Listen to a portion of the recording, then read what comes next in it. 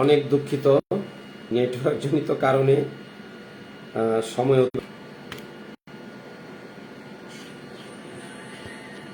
Network জনিত live পরিচালনা করার জন্য ঐক্যবদ্ধ। আমিও যেমন নিয়মিত এই সময়টাতে কথা বলতে চলে আসি, ঠিক তেমনিভাবে আপনারাও দৈনন্দিন সকল কাজ ফেলে এই 3টায় অপেক্ষা করেন এই লাইভে অংশগ্রহণ করার জন্য। সকলের প্রতি আমি আন্তরিকভাবে কৃতজ্ঞ। আমার হৃদয় ইংরানো ভালোবাসা আপনাদের জন্য।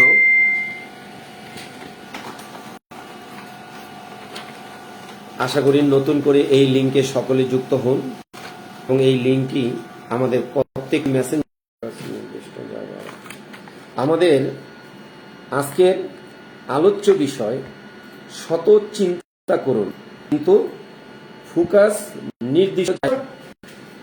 তো আমরা দৈনন্দিন জীবনে পথে ঘাটে চলতে, মানুষের সাথে উঠতে বসতে অনেক চিন্তা মেকানিজম আমাদের মাথায় চলে আসবে, কিন্তু আমাদেরকে কি করতে হবে?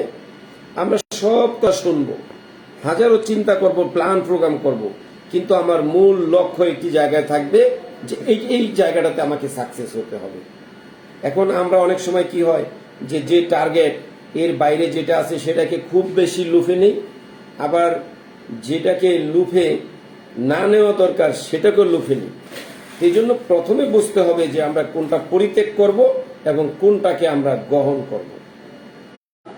কর্মের দিকে চিন্তা, আপনার মেধা বিকশিত, আপনার মেধা কি হবে? উন্নত হবে, আপনার চিন্তা শক্তি উন্নত হবে। আপনি শতটা প্ল্যান করবেন, যত প্ল্যান আপনার মাথায় আসে সবগুলোই করবেন, সবগুলোতে আপনি মিটিং, আপনার প্রয়োজনীয় লেখালেখি, ডিজাইন, ড্রয়িং সবই করবেন মাথার মধ্যে, কিন্তু নির্দিষ্ট একটি ফোকাস থাকবে, যেটাই হলো আপনার লক্ষ্য এবং উদ্দেশ্য। তা আমরা উদ্যোক্তাগণ, আমরা জানি আমরা মায়ের চরিত্রে মানুষকে সেবা দিব, এমনভাবে আমরা একটি পণ্য তৈরি করব বা একটি প্রোডাক্ট করব যেটা মায়ের মতো যত্ন করে, যাতে ওইটা যে পাবে সে কোনোভাবেই ঠকবে না আমাদের কাছ থেকে।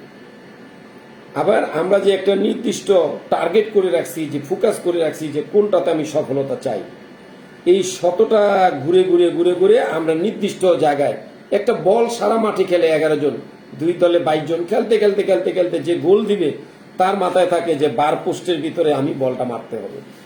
তাইলে কি হবে? আপনার সামনে সবসময় বার পোস্ট থাকবে না, আপনি কিন্তু মাঠে পুরো মাঠে ঘুরে বেড়াবেন, দৌড়ে বেড়াবেন, কিন্তু আপনার লক্ষ্য বার পোস্টে আপনি বল ঢুকাই দিবেন। এখন যদি বলেন শুধু বার পোস্টেই আমরা গোল দিব, এর বাইরে কোনো সময় দিব না, চিন্তা চেতনা কোনো আদর্শ লালন করব না, তাহলে আপনি পরাজিত হবেন, মূল লক্ষ্য থেকে ছিটকে পড়বেন। মূল লক্ষ্যে যাওয়ার জন্যই আপনি ডানে বামে একটু উকি ঝুঁকি দিবেন, যখন যেই সুবিধা যেখান থেকে পান একটু ধরে নেবেন।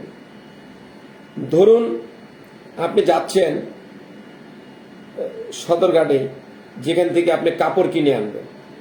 আবার অনেক সময় কি হয় যে আপনি মোকামে যান না, ধরেন আপনি প্রত্যন্ত অঞ্চলে একটা ব্যবসা করেন, কিন্তু সেই দোকানে বসে বসে ঢাকার চকবাজারের মাল, সদরঘাটের মাল বিভিন্ন সেলসম্যান নিয়ে যায়, আপনি কিনে কিনে বিক্রি করেন। এক ধরনের ব্যবসায়ী আছেন যে ঢাকায় ঢুকতে চান না, সদরঘাটে আসতে চান না, গুলিস্তানে যেতে চান না, চকবাজারে যেতে চান না। তাইলে আপনার ঘটনা কি ঘটে?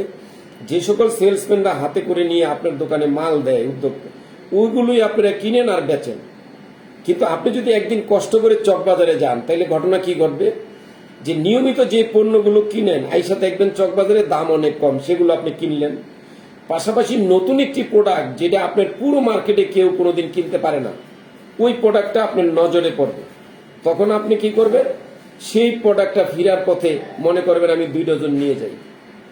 আর যখন আপনি দোকানে এনে ওটা সাজাইবেন, সারা মার্কেটে অন্য রেগুলার পণ্য আছে, এই 2 ডজন তো নতুন আইটেম, তখন দেখবেন 2 দিনের মধ্যে এটা বিক্রি হয়ে গেছে। সারা প্রোডাক্ট থেকে যে লাভ হয়েছে এটা থেকে সেই লাভ হবে। আবার এই প্রোডাক্টটা সকলের দোকানে অ্যাভারেজ হতে হতে আপনি দেখা যাবে আপনি 1 সপ্তাহ, 15 দিন, 1 মাস ওইটার উপরে ব্যবসা করে ফেলছেন। তাহলে মোকামে গেলে, মূল মার্কেটে গেলে, মূল ফ্যাক্টরিতে গেলে আপনার মধ্যে নতুন নতুন আইডিয়া ক্রিয়েট হবে, আপনি নতুন নতুন পণ্য পাবেন, যেটা দিয়ে আপনার আগামী দিনের সফলতা নির্ভর করবে। তাই আমরা কি করব?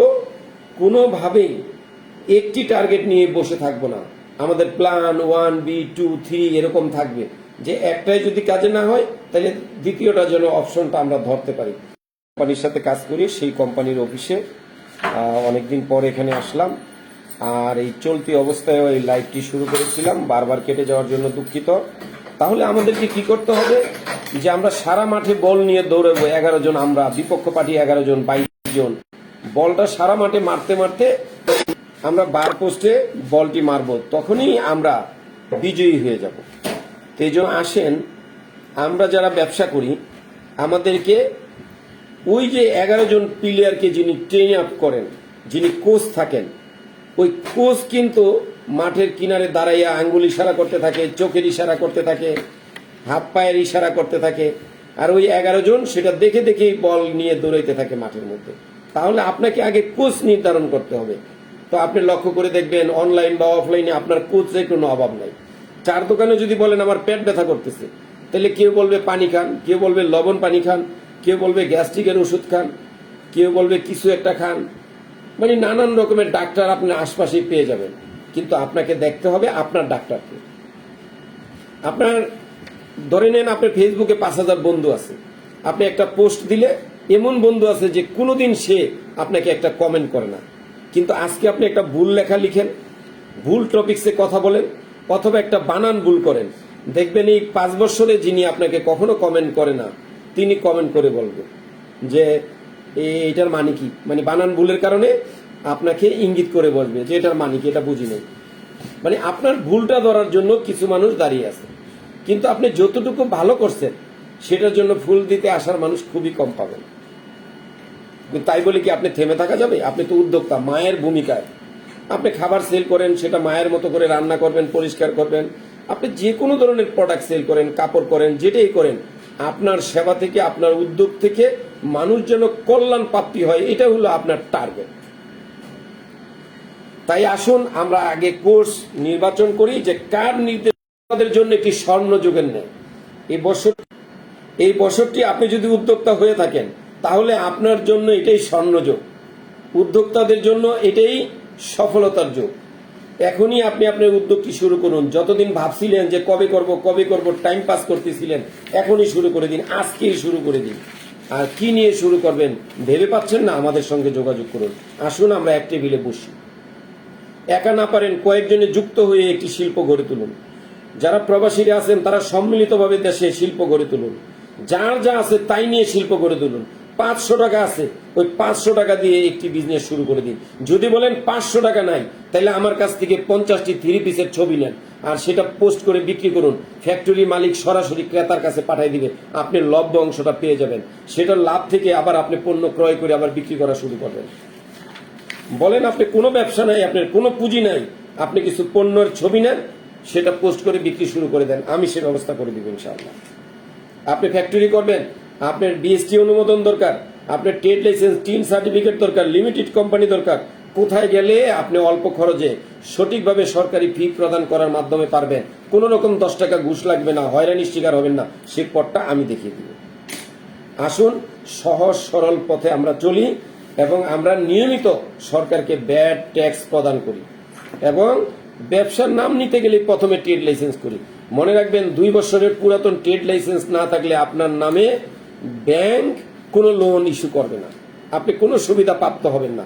এজন্য নিজেকে শক্তিশালী উদ্যোক্তা হিসেবে গড়ে তোলার জন্য প্রথমে ট্রেড লাইসেন্স, ব্যবসার একটি নাম ঠিক করুন কোম্পানির, তারপরে ট্রেড লাইসেন্স করে ফেলুন, ব্যবসা শুরু করে দিন। এবং এই সকল ক্ষেত্রে যে কোনো পরামর্শের জন্য আমাদের সাথে যোগাযোগ করুন।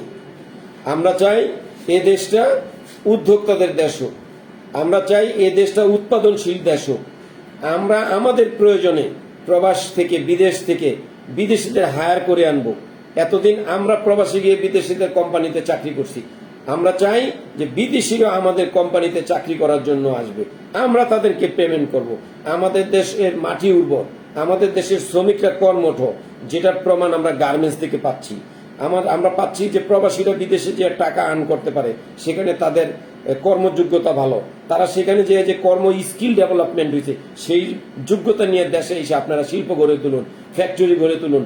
এখন কোনো অফিস, কোনো ধরনের ঘুষ বাণিজ্য নাই, কোনো ধরনের হয়রানি বাণিজ্য নাই। আপনি লিগেল পেপারস নিয়ে যাবেন, আপনাকে অনুমতি দিয়ে দিবে।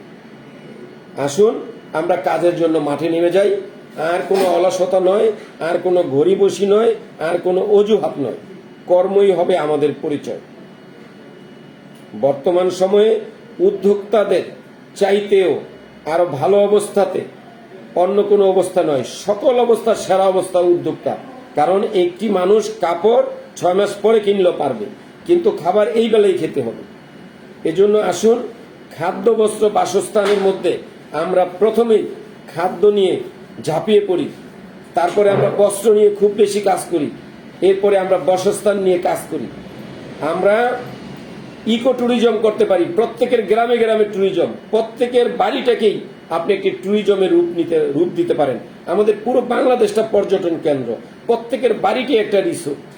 আপনি বাড়ির পাশ দিয়ে যে পানির একটি খাল বয়ে যাচ্ছে, সেখানে 2টা গাছের ডালা আপনি দেখবেন যে ওই খালের দিকে ঝুলে পড়ছে, খালের পানির মধ্যে ওইটা ছায়া পড়ছে, ওইখানে পাতা পড়তেছে, এখানে 2টা নৌকা ভাসায় রাখেন, দেখবেন কিছু ছেলে মেয়ে বিকালবেলা এসে ওই নৌকায় বসে বাদাম খাবে, ওইখানে গল্প করবে। ওই পাশে আরেকটু বাঁশ টাস দিয়ে বসার জায়গা করে দেন, নিজের ঘর থেকে চা কফি বানিয়ে ওইখানে সার্ভিস দেন, হয়ে গেল পর্যটন কেন্দ্র। আর আপনি ভাবতেছেন কিভাবে ব্যবসা করবেন? আরে ভাই, দেখিতে গিয়েছি পর্বতমালা, দেখিতে গিয়েছি সিন্ধু, দেখা হয়নি ঘর হইতে 2টা পাও ফেলিয়া, একটি দানের শীষের উপরে একটি শীষের বিন্দু। কবি কেন বলছে? কারণ বাংলাদেশের প্রতিটি কদম কদম ভিন্ন ভিন্ন সৌন্দর্য। আরেকটা বিষয় চিন্তা করে দেখেন, আপনার এলাকা থেকে 3 কিলোমিটার দূরে যান, যে দেখবেন সেখানকার কালচার ভিন্ন, সেখানকার ভাষা ভিন্ন, শব্দের উচ্চারণ ভিন্ন। বাংলাদেশের এক অঞ্চল থেকে 3 মাইল দূরে গেলে আপনি পর্যটক, আবার 3 মাইল দূর থেকে আপনার কাছে যাই আসবে, সে এখানে পর্যটনের মতো বেড়াইতে আসবে।